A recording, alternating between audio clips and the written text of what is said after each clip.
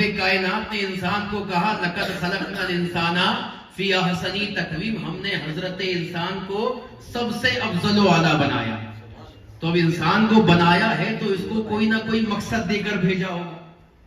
آپ روئے زمین پر گھوم کر دیکھو، اگر آپ جنگلوں کا دورہ کریں گے تو آپ کو کئی طرح کے درخت ملیں گے. آپ اگر صحرا کا دورہ کریں گے تو آپ کو کئی طرح کے چشمے، دریا اور سمندر ملیں گے. اگر آپ اس زمین کے اوپر آپ سیر و تفریح کریں گے تو کئی طرح کے جانور ملیں گے آپ کو. مگر یہ تمام کی تمام چیز جو ہے یہ دنیا کے اندر رب کائنات نے انسان کے لیے بنائی ہے. اگر آپ کبھی جنگلوں میں گزرے اور آپ کو بھوک کا احساس ہو تو آپ بساختہ اپنے ہاتھ کو بڑھا کے پیڑ سے ایک پھل کو توڑیں گے اور کیا کریں گے، اسے اپنی مرضی کے مطابق توڑیں گے، مروڑیں گے، کاٹیں گے، پیٹیں گے اور اپنی بھوک مٹانے کے لیے کھائیں گے. مگر یہ دیکھیے کہ آپ نے پیڑ سے پھل کو توڑا اور اپنے ہاتھ میں لیا، اسے توڑا، مروڑا، کاٹا. کہ کبھی پھل نے آپ سے خطاب کیا کہ انسان مجھے توڑتا کیوں ہے، مجھے کاٹتا کیوں ہے، مجھے کھاتا کیوں ہے؟ وہ پھل جانتا ہے کہ میں انسان کے لیے ہوں، وہ اپنے مقصد کو جانتا ہے، میں انسان کے لیے ہوں. آپ صحرا میں چلتے ہیں اور معاملہ یہ ہے کہ کبھی پیاس کی شدت ہو تو کبھی دریا میں رکتے ہیں، کبھی جھرنے میں رکتے ہیں، کبھی چشمے میں رکتے ہیں، کبھی سمندر کے قریب جاتے ہیں، چلو میں آپ پانی لیتے ہیں اور اپنی پیاس کو بجھاتے ہیں. مگر اتنا بڑا سمندر ہے، اتنا بڑا چشمہ ہے، اتنا بڑا دریا ہے کہ کبھی دریا نے تم سے خطاب کیا کہ میرے اس دریا کے اندر سے چند قطرے کیوں لیتا ہے؟ وہ جانتا ہے کہ میں انسان کے لیے ہوں. کبھی گھوڑا ہے، کبھی کھچر ہے، کبھی گدھا ہے. آپ کو جب سواری کرنا ہوتا ہے، سیر و تفریح کے لیے نکلنا ہوتا ہے تو کبھی گھوڑ سواری کرتے ہیں، کبھی کھچر کی سواری کرتے ہیں. کوئی سامان آپ کو لوڈ کرنا ہوتا ہے، کہیں سے کہیں تک بھیجنا ہوتا ہے تو آپ گدھے کا سہارا لیتے ہیں. یہ بتاؤ کبھی آپ گدھے پہ سوار ہوئے یا گھوڑے پہ سوار ہوئے، کبھی گھوڑے نے خطاب کیا کہ میرے اوپر بیٹھتا کیوں ہے، میرے اوپر بیٹھتا کیوں ہے؟ وہ جانتا ہے کہ میں انسان کے لیے ہوں، وہ جانتا ہے کہ میں انسان کے لیے ہوں. کبھی معاملہ یہ ہوتا ہے کہ اس زبان کا ذائقہ بدلنا ہو تو کچھ رب کائنات نے جانور کو ہمارے لیے حلال کر کے رکھا ہے. کبھی زبان کا ذائقہ بدلنا ہو تو ہم چھری اٹھاتے ہیں، گردن پہ رکھتے ہیں، بسم اللہ اللہ اکبر پڑھتے ہیں اور ذبح کر دیتے ہیں. یہ بتائیے کہ کبھی آپ نے جانور کی گردن پہ چھری رکھی ہو، جانور میں بے ساختہ تمہیں کہا ہو کہ مجھے مارتا کیوں ہے، مجھے کاٹتا کیوں ہے؟ کبھی کہا اس نے؟ نہیں کہا. وہ جانتا ہے کہ میں انسان کے لیے ہوں. تو یہ اپنے مقصد کو جانتے ہیں کہ رب کائنات نے ہمیں حضرت انسان کے لیے پیدا کیا. مگر میں نے عالم خیال میں رب کائنات کی بارگاہ میں عرض کیا کہ مولا ساری چیز ہمارے لیے مگر ہم کس کے لیے؟ تو رب کائنات قرآن میں ارشاد فرماتا وَمَا خَلَقْتُ الْجِنَّ وَالْإِنسَ إِلَّا لِيَعْبُدُونِ کہ اے بندے میں نے تجھے اپنی عبادت کے لیے بنایا ہے. ساری چیز تیرے لیے اور تو میرے لیے ہے. تو ہر کسی کو اپنا مقصد معلوم ہے. مگر اے بندے تو اس دنیا میں آنے کے بعد اپنا مقصد بھول گیا کہ رب کائنات نے تجھے کس مقصد کے لیے بھیجا تھا. ایک چرند پرند کو اپنے مقصد معلوم ہے، ایک پھل کو اپنے مقصد معلوم ہے، دریا پہاڑ کو اپنے مقصد معلوم ہے، جانوروں کو اپنے مقصد معلوم ہے. مگر اے انسان تو سب سے افضل مخلوقات ہوتے ہوئے، سب سے سروشیش مخلوقات ہوتے ہوئے، سب سے بہترین مخلوقات ہوتے ہوئے تو اپنے مقصد کو اس دنیا میں آ کر بھول گئی کہ رب کائنات نے تجھے عبادت کے لیے پیدا فرمایا اور فرمایا وَمَا خَلَقْتُ الْجِنَّ وَالْإِنسَ إِلَّا لِيَعْبُدُونِ کہ ہم نے جن اور انسان کو محض عبادت کے لیے پیدا فرمایا. اور یہ عبادت کیا ہے، اس کی فضیلت کیا ہے؟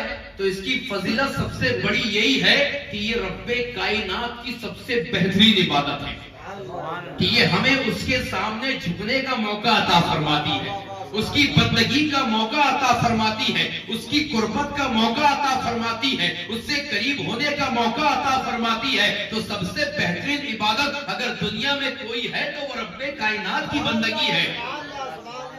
اور امام غزالی اپنی کتاب مکاشفۃ القلوب میں لکھتے ہیں کہ رب کائنات نے 3 طرح کی مخلوقات کو پیدا فرمایا. کتنی طرح کی؟ 3 طرح کی مخلوقات کو. ایک نوری مخلوق ہے جسے فرشتے کہتے ہیں. ایک خاکی مخلوق ہے جسے حضرت انسان کہتے ہیں. اور ایک جانور ہے، چرند پرند ہے. مگر یہ تینوں کی خصلت اور خاصیت الگ الگ. رب کائنات نے فرشتوں کو عقل و شعور عطا فرمایا، نفس عطا نہیں فرمایا. توجہ، ہزاروں سال پہلے انسان سے رب کائنات نے کس کو بنایا؟ فرشتوں کو. اور نوری مخلوق، نور سے پیدا فرمایا، مگر عقل و شعور عطا فرمایا، نفس عطا نہیں فرمایا. خواہشات فرشتوں کے اندر نہیں ہے. اور اسی دنیا میں دوسری مخلوق جانوروں کو پیدا فرمایا جن کو نفس عطا فرمایا، خواہشات عطا فرمائی، مگر عقل و شعور عطا نہیں فرمایا. اس کے پاس عقل نہیں رہتی ہے کہ کیا کرنا ہے. وہ جہاں چاہتا ہے منہ ڈال دیتا ہے، جس کے پیچھے جاتا ہے چل جاتا ہے. تو عقل و شعور فرشتوں کے پاس اور نفس جانور کے پاس، مگر سب سے سروشریشٹھ جو حضرت انسان ہے، اس کو دونوں چیز عطا فرمائی. عقل و شعور بھی عطا فرمایا، نفس بھی عطا فرمایا. مگر خاصیت رکھی کہ ان دونوں چیز کو دینے کے بعد مقصد بتا دیا کہ اے انسان، اگر تو دنیا میں آ کر عقل و شعور سے کام لے اور اپنے مقصد کو نہ بھولے، اور جو یہ تیرا نفس ہے، جو تیری خواہشات ہے، اگر تو اس کو مار لے اور اس کے اوپر غلبہ کر لے، یعنی نفس کو اپنا غلام بنا لے، نفس کو اپنا غلام بنا لے اور رب کائنات کے احکام پہ چلنے کی کوشش کر لے، تو پھر رب کائنات تجھے وہ مرتبہ عطا فرماتا ہے کہ جو نوری مخلوق فرشتے ہیں اس سے افضل وعدہ کر دیتا ہے. مگر اگر تو اس نفس کے بہکاوے میں آ گیا اور اس کا غلام بن گیا تو تو جانوروں سے بدتر ہو جائے گا، کیونکہ جانوروں کے پاس عقل و شعور نہیں ہوتا. رب نے تجھے عقل و شعور بھی عطا فرمایا ہے، تجھے نفس بھی عطا فرمایا ہے. اگر تو رب کے احکام پہ چل، رب کے فرمان پہ چل اور اپنے مقصد کو اس دنیا میں آ کر یاد رکھے، تو رب تجھے فرشتوں سے افضل و اعلیٰ کر دیتا ہے. مگر جہاں تو اپنے مقاصد سے ہٹا اور اپنے مقصد کو بھولا، تو رب کائنات تجھے جانور سے بدتر کر دے گا. دیکھیے نا، یہ معاملہ ہے کہ کھاتے ہم بھی ہیں، کھاتا جانور بھی ہے. بچے ہمارے یہاں بھی پیدا ہوتے ہیں، بچے جانور کے یہاں بھی پیدا ہوتے ہیں. سوتے ہم بھی ہیں، سوتا جانور بھی ہے. تو جو کام ہم کرتے ہیں وہ بھی جانور کرتا ہے. تو پھر ہم نے اور اس میں فرق کیا ہے؟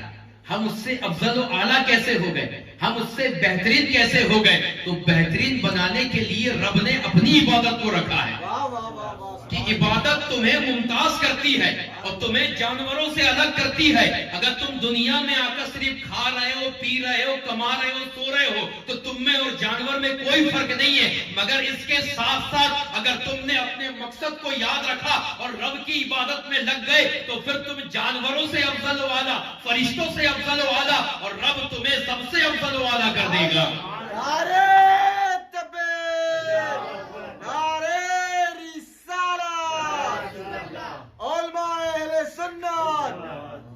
اور یہ افضل و اعلیٰ رب کائنات نے صرف اور صرف عبادت کی بنا پر کیا ہے.